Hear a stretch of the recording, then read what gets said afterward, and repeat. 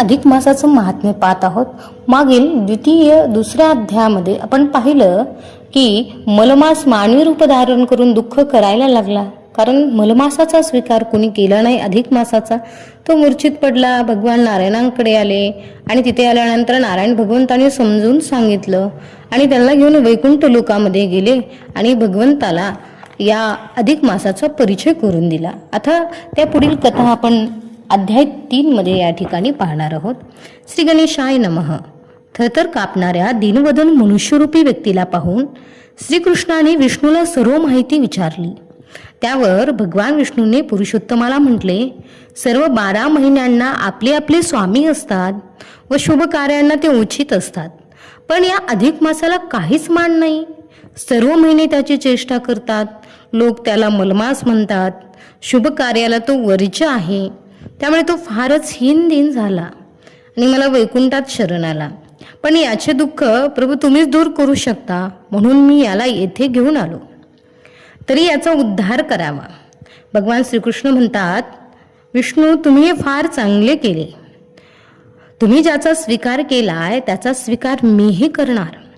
यापुढे या मासाला माझेच नाव मी देतो. पुरुषोत्तम हे नाव मी देतो. याला सर्व महिन्यामध्ये श्रेष्ठ करतो. माझे सर्व ऐश्वर्य मी आत्ताच याला देतो. तसेच हा मजसमान होईल आणि पवित्र मानला जाईल, पूज्य होईल.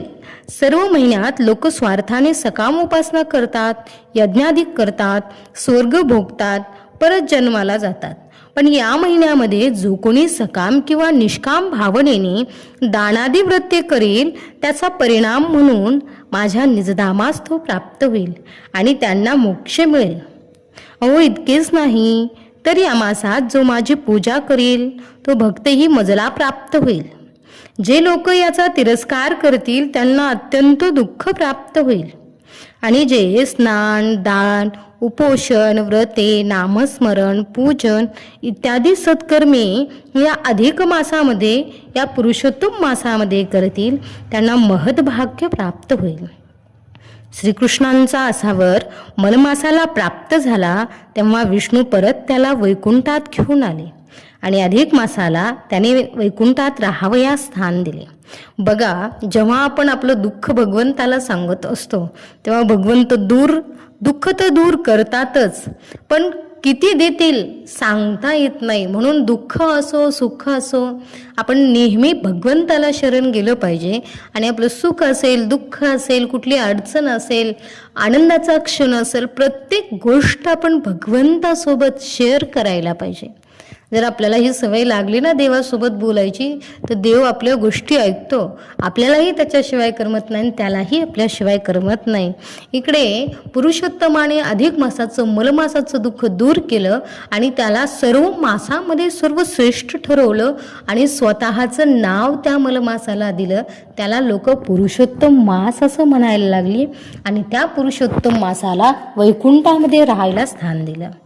असं सांगून श्रीकृष्ण पांडवांना म्हणायला लागले, तुम्ही वनवासात आल्यापासून पुरुषोत्तम मास एकदा दोनदा येऊन गेला, पण तुम्ही दुःखात असल्यामुळे तुम्हाला त्या पुरुषोत्तम मासाची आठवण राहिली नाही.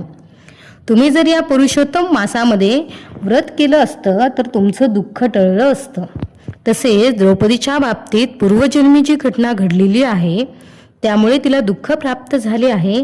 त्या द्रौपदीचं चरित्र पूर्वजन्मातलं मी तुम्हाला सांगतो की द्रौपदीनं या पुरुषोत्तम मासाचा तिरस्कार केला आणि द्रौपदीच्या पदरामध्ये दुःख कसं पडलं असं म्हणून भगवान कृष्ण पुढे 4थ्या अध्यायामध्ये त्या ठिकाणी द्रौपदीचं चरित्र सांगतात. ते आपण पुढच्या अध्यायामध्ये श्रवण करूया.